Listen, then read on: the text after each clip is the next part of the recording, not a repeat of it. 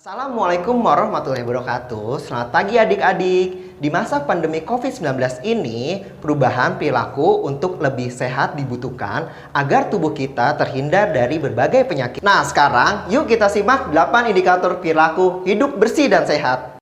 Tapi sebelumnya, isi absensi dan kuesioner PHBS dan ABAT-nya di link berikut ini.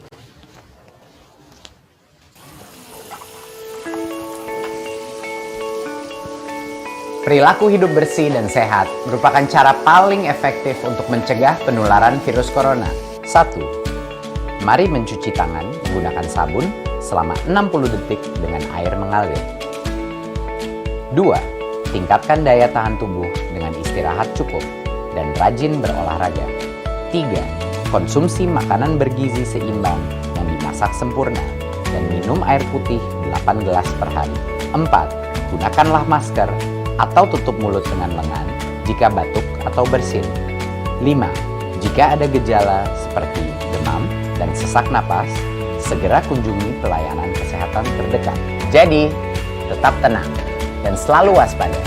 Mari kita maksimalkan upaya pencegahan virus corona dengan menerapkan perilaku hidup bersih dan sehat. Bagaimana adik-adik setelah menonton? Sudah cukup jelas kan? Nah, sekarang selanjutnya kita akan menyimak kesehatan reproduksi. Begitu pentingnya kesehatan reproduksi adik-adik, seperti memangku laptop, seharusnya kita menaruhnya di atas meja, oke? Nah, Guys, kamu tahu nggak sih kalau kebiasaan mangku laptop kayak gitu tuh nggak baik loh buat kesehatan karena radiasi dan panas dari laptop bisa mengganggu sirkulasi darah dan kesehatan alat reproduksi pada perempuan. Nah, nggak cuma pada perempuan yang bahaya kalau mangku laptop, tapi pada laki-laki juga dapat terganggu kesehatan reproduksinya loh guys. Jadi, jangan terbiasa mangku laptop ya. Dan nggak cuma kebiasaan itu aja yang harus dihindari, ada hal-hal lain juga yang harus kita lakukan untuk menjaga kesehatan reproduksi. Apa aja tuh ya? Yuk kita cari tahu!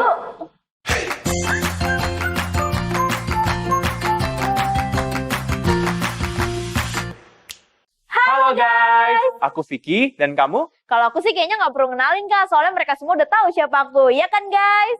Pede banget, emang itu artis? Bukan Kak, tapi yaudah deh Kak, sekarang kita mau ngapain sih?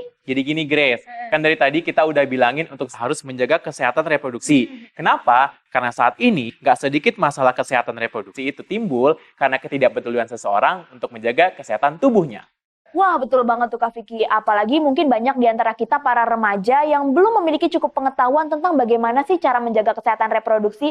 Jadi ada hal-hal yang belum diketahui, seperti apa aja ya yang harus dilakukan untuk menjaga kesehatan reproduksi. Nah, untuk itu kita di sini Grace untuk memberikan tips-tips menjaga kesehatan reproduksi kepada teman-teman nih, supaya kesehatan reproduksinya selalu terjaga. Oke deh, kalau gitu aku duluan ya yang mulai kasih tipsnya. Oke. Ngomongin tentang menjaga kesehatan reproduksi, rasanya nggak afdol ya kalau kita nggak mulai dari membersihkannya. Oleh karena itu, tips pertama yang akan aku kasih adalah tentang mencuci alat kelamin. Nah, sehabis buang air kecil, jangan lupa untuk basuh vagina dari depan ke belakang menggunakan air bersih, supaya terhindar dari sisa air seni, kotoran, dan juga bakteri. Setelah itu, jangan lupa ya dikeringkan menggunakan handuk atau tisu yang berkualitas baik. Karena kalau tisu yang mudah robek justru jadi bahaya guys. Karena bisa tertinggal di vagina dan tercampur dengan keputihan. Ih, takut. Oh iya guys, jangan mencuci vagina dengan sabun ya. Karena hal tersebut dapat menyebabkan vagina menjadi kering, iritasi, bahkan gatal-gatal loh. Selain sabun, jangan juga terlalu sering menggunakan cairan pewangi dan sabun antiseptik. Karena bisa mempengaruhi pH, mengganggu keseimbangan organisme, dan juga menyebabkan infeksi loh. Nggak banget deh. Pokoknya, yang baik adalah membasuh vagina menggunakan air bersih dan juga mengeringkannya dengan handuk.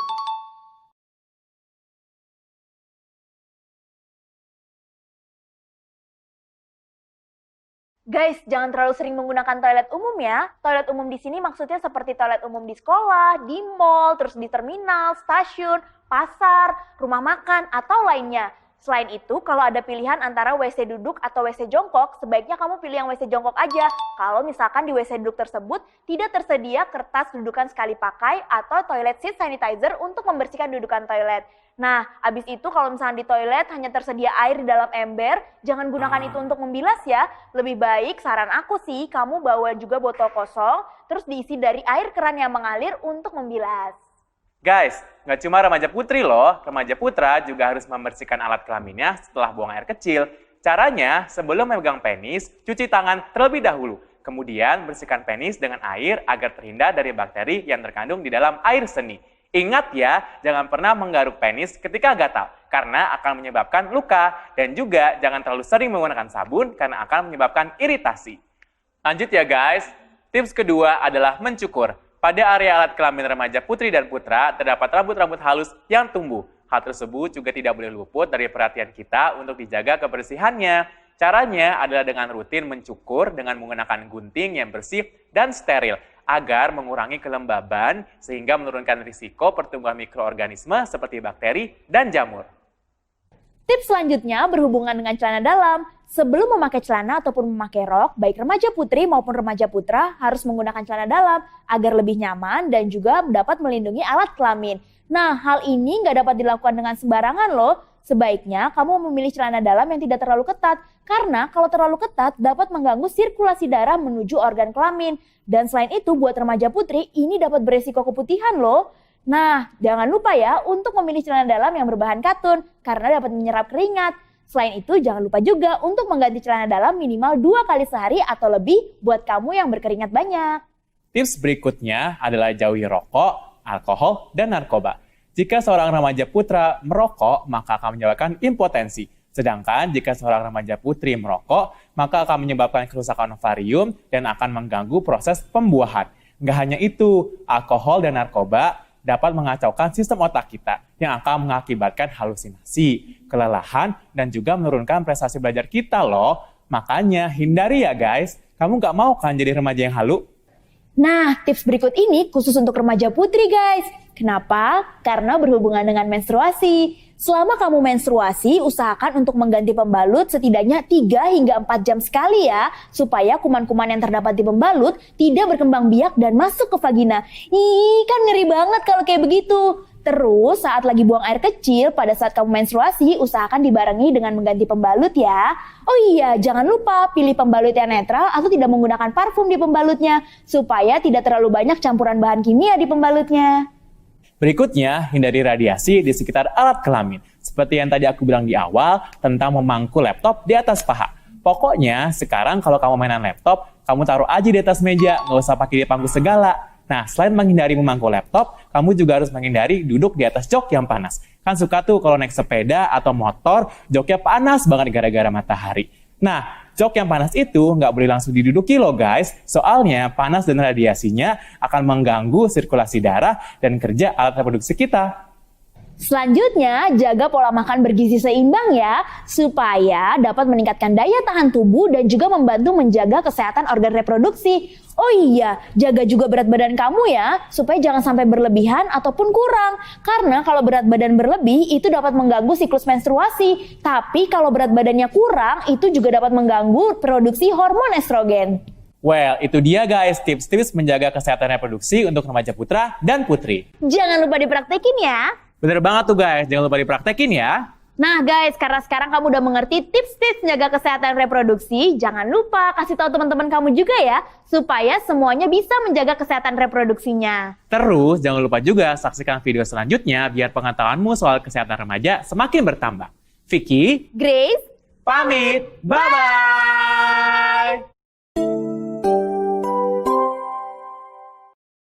Oke, nah setelah itu kita akan menonton pentingnya anti-bully. Bullying ternyata dapat mengakibatkan hal yang fatal bagi si korban maupun pelaku pembuli. Jadi adik-adik stop bully ya. Mari kita jaga dan sayangi teman kita. Penyakit.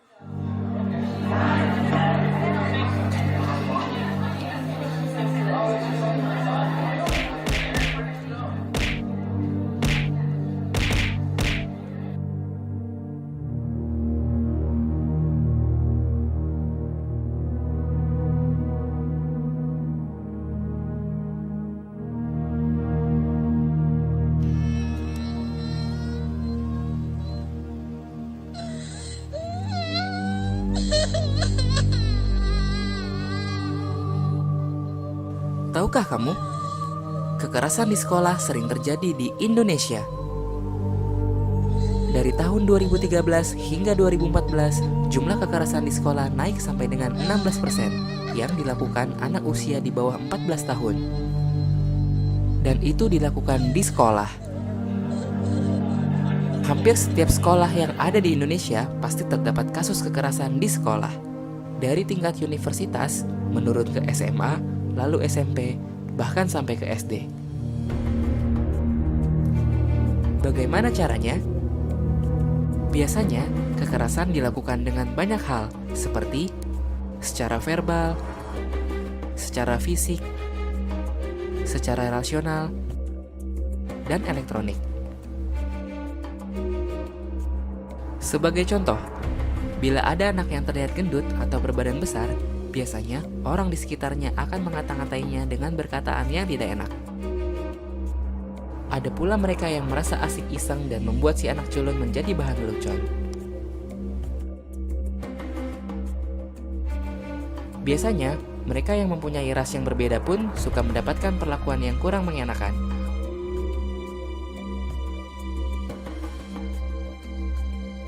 Zaman pun berubah. Kekerasan ini pun bisa dilakukan melalui media elektronik atau biasa kita sebut media sosial. Tahukah kamu apa dampak dari perbuatan itu? Bagi yang melihat, tentu saja akan berdampak pada dampak mental. Dia akan merasa takut dan merasa tidak nyaman. Bagi pelaku, biasanya akan mendapat sanksi bertahap dari orang tua, pihak yang berwajib, atau di persidangan, dan bisa sampai akhirnya di penjara. Sebagai korban akan berdampak seperti sering absen dan bolos sekolah, mudah emosi atau labil, sering terlihat ada luka dan memar, atau yang lebih parah, bunuh diri. Apakah kamu siap menerima semua perlakuan itu? Karena jalan kalian masih panjang untuk sebuah kebaikan. Stop kekerasan di sekolah.